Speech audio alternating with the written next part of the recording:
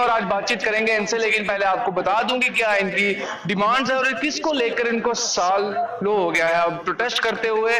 60,000 से ज्यादा फैमिलीज हैं जो इनकी वजह से डैमेज होती हुई नजर आ रही है। सरकार के कानों में जूं तक नहीं रेंग रही कि इनकी डिमांड्स, जो जेन्युइन डिमांड्स है वो पूरी की जाए, रेगुलराइजेशन जो है वो लाई जाए और जिनकी पेंडिंग सैलरीज है वो इनको वापस मिल सके। आप सबको बता दूं कि रियल भारत न्यूज के माध्यम से आज हम आपकी बातचीत करवाएंगे पीएचई की डेली वेजेस के साथ। हमारे साथ राजेंद्र जी हैं, रवि जी है, सर आपका स्वागत है, और बाकी तमाम जो हमारे एम्प्लॉइज हैं। सर आपसे जानना चाहूंगा कि 16 तारीख दूर नहीं है, तो किस तरह की मोटिवेशन लेकर आप चल रहे हैं? देखिए, मोटिवेशन 22 जून 2022 को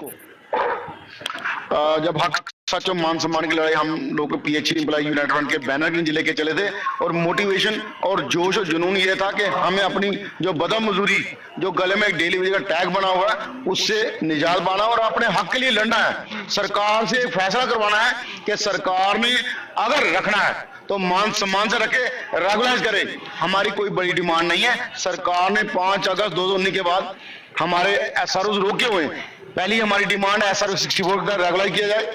दूसरी हमारी डिमांड है जो 72 महीने का पेंडिंग हमारा 550-600 करोड़ बनता वो दिया जाए। तीसरी हमारी डिमांड है जो हमारा साथी ड्यूटी के दौरान शहीद हो गया 30-35 साल इस डिपार्टमेंट देखो, उसके परिवार के एक सदस्य को परमानेंट नौकरी दी जाए, उसका सारा बकाया दिया जाए। चौथी हमारी डिमांड ये है अगर यूटी बना है तो यूटी, दिल्ली यूटी के रेट यहाँ लागू किए जाए।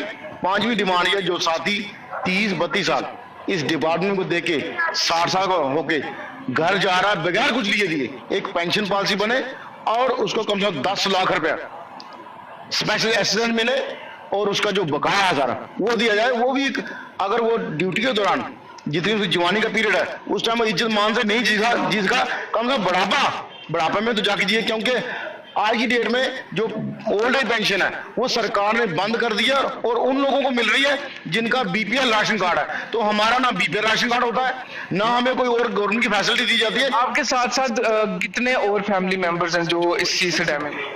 देखिए 60,000 11 परिवार हैं और उनमें से आज की डेट में कम हुए। कई हमारे साथी बीमारी की वजह से अच्छा इलाज नहीं करवा सके, ट्रीटमेंट नहीं करवा सके, वो दुनिया छोड़ के चले गए।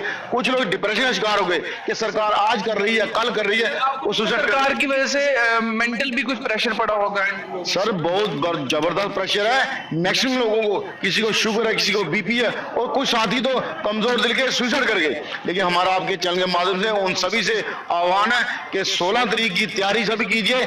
ये लड़ाई अब रेगुलर पॉलिसी पे ही रुकेगी, ऐसे रुकने वाली नहीं। रवि जी आपसे जानना चाहूंगा कि आप जाते हैं इस तरीके से रैबरे जंगलात, रैबरे खेल, एनवाईसी एम्प्लॉयज, ये बीजेपी के दफ्तर के बाहर प्रदर्शन कर रहे थे और वो पूरा जंतर मंत्र बन चुका था।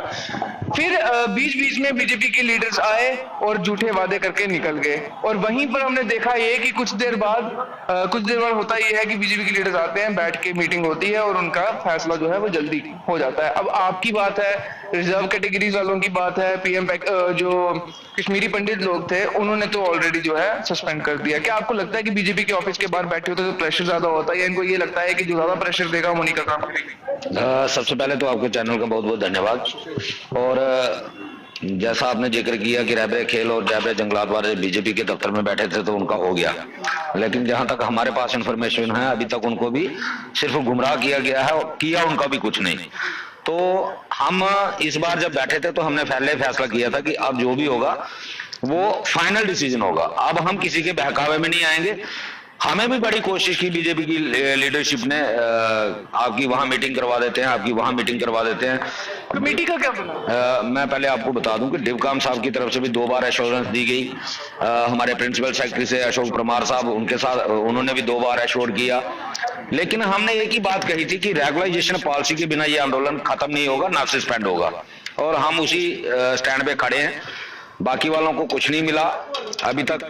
अभी कल या परसों की बात है, पीएम पैकेज एम्प्लॉइज जो थे वो 310 दिन धरने पे बैठने के बाद खाली हाथ उन्होंने अपना सस्पेंड कर दिया। और इससे ये साबित हुआ कि जम्मू कश्मीर की एडमिनिस्ट्रेशन जो है कितनी एरोगेंट है, और केंद्र में बैठी हुई हमारी सरकार जो है कितनी ईगो उसमें आई हुई है। लगातार 10 महीने जिन लोगों ने प्रदर्शन किया उनकी बात सुनी नहीं गई। ये इनका ईगो लेवल बताता है कि ये किस हद तक पहुंच गया, और यही इनके डूबने का एक कारण भी बनेगा। और रही पीएचई एम्प्लॉय यूनाइटेड फ्रंट की बात, तो डेली वेजर एक मुहिम पे निकला हुआ है कि या तो हमें टर्मिनेशन कर दो। हमने दोनों ऑप्शन सरकार को दिए हुए हैं। बंधुआ मजदूरी हम बर्दाश्त नहीं करेंगे। आपने अगर हमारी जरूरत आपको नहीं है तो आप हमारा बकाया दे दो और उसके बाद ऑर्डर कर दो कि हमें आपकी जरूरत नहीं है, हम चले जाएंगे, लेकिन हमारा बकाया जो बनता है वो दे दो। 25-25 साल हमने 30-30 साल इस डिपार्टमेंट को दिए हैं। अगर हम प्राइवेट सेक्टर में भी काम करते तो हमें ग्रेजुएटी मिलती, पेंशन पीएफ मिलता और सेंट्रल पेंशन स्कीम भी मिलती। वो जो हमारे कानूनी अधिकार बनता है तो हम दे दो। आपकी नौकरी आपको मुबारक हो। उसके बिना हम रुकने वाले नहीं है, हम लड़ेंगे और उसके लिए हम 16 तारीख को फिर एक बार बड़े प्रोटेस्ट के तरफ बढ़ रहे हैं। सरकार अगर उससे पहले कोई फैसला लेती है तो वेल एंड गुड। उसके बाद की प्रतिक्रिया क्या रहने वाली है आपकी? देखिए, और आपको लगता है कि पॉलिटिकली ऑलरेडी पॉलिटिकल गेम तो आपके माइंड के साथ खेली जा रही है, जिस तरीके राजेंद्र जी ने बताया, मेंटली बहुत ज्यादा इफेक्ट पड़ता है। फिजिकली इतना इफेक्ट नहीं पड़ेगा जितना मेंटल पड़ता है, क्योंकि हर रात को सोना होता है और सोते सोते बहुत से ख्याल ऐसे आते हैं जो इफेक्ट करते हैं बॉडी को। तो पॉलिटिकल जो गेम्स आपके साथ खेली गई, आपको लगता है इस एजिटेशन के बाद, इस प्रोटेस्ट के बाद कहीं ना कहीं उनको फर्क पड़ेगा? बिल्कुल फर्क पड़ेगा, क्यों नहीं पड़ेगा। अगर हमें हमारा हक नहीं मिला तो फिर जो लोग सत्ता में इस मुद्दे को लेकर के आए थे तो वो दोबारा कैसे सत्ता में आएंगे? वो नहीं आ पाएंगे। जब वो लोग हमारी तरह डेली वेजर बन के सड़कों पे प्रदर्शन करेंगे या लोगों के जनहित के मुद्दे जब उनको समझ आएगी कि हमने क्या खोया है, तो फिर अल्टीमेटली यही होगा जैसे आज कांग्रेस के लोग प्रदर्शन कर रहे हैं, नेशनल कॉन्फ्रेंस के कर रहे हैं, पीडीपी के कर रहे हैं, पैंथर के कर रहे हैं। इनकी भी जगह वही होगी। फिर इनको एहसास भी होगा और फर्क भी पड़ेगा, क्योंकि ये 61,000 परिवारों का मसला है और 61,000 परिवार आप 10 से भी मल्टीप्लाई करें, 6,10,000 का आंकड़ा बनता है। और पिछले दिनों 37,000 वोटों से इनके हाथ से हिमाचल चला गया और यही एरोगेंसी लेवल इनका दिल्ली में भी था। वहां पे इन्होंने म्युनिसिपल कॉर्पोरेशन का चुनाव हुआ, बड़े हथकंडे अपनाए। पहले उन तीनों कॉर्पोरेशनों को क्लब कर दिया कि हम लोग शायद तीनों को क्लब करके जीत जाएंगे, नहीं पॉसिबल हुआ। फिर वहां मेयर बनाने के लिए अड़चने डाली, वहां से भी इनको मुंह की खानी पड़ी।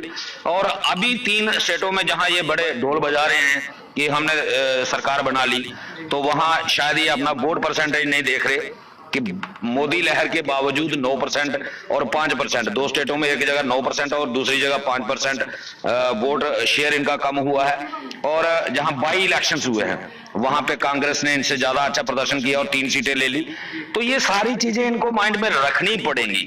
अगर ये पिछले दिनों जब इनकी एमसीडी में हार गए तो ये वोट परसेंटेज की बात कर रहे थे कि बेशक हमारी सीटें नहीं आई लेकिन हमारा वोट परसेंटेज बढ़ा है। आज इनका वोट परसेंटेज कम हुआ, ये वोट परसेंटेज की बात नहीं कर रहे, ये कह रहे हैं हमने सरकार रिपीट कर ली।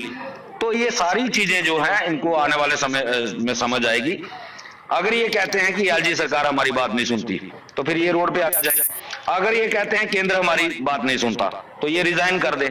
लेकिन ये डबल पॉलिसी जो है डेली वेजर के साथ खेल रहे हैं, जिसका नुकसान इनको 100% होगा। डेली वेजर को फायदा होगा तभी इनको फायदा होगा, अगर डेली वेजर का नुकसान हुआ तो इनका भी नुकसान होगा। जी राजेंद्र जी, आपसे आखिरी सवाल पूछना चाहूंगा। आपको पता कोई सीएम नहीं है, अभी ठीक है, एलजी राज या ब्यूरोक्रेट राज है, तो कहीं ना कहीं आपको लगता है ये डिफरेंसेस हैं अभी जम्मू कश्मीर में, और जब इलेक्शन होते हैं सीएम बनता है तो उसके बाद जो है इस तरीके के जमीनी सतह से जुड़े हुए मुद्दे हैं इनका हल हो सकता है, या उससे पहले ही जो है?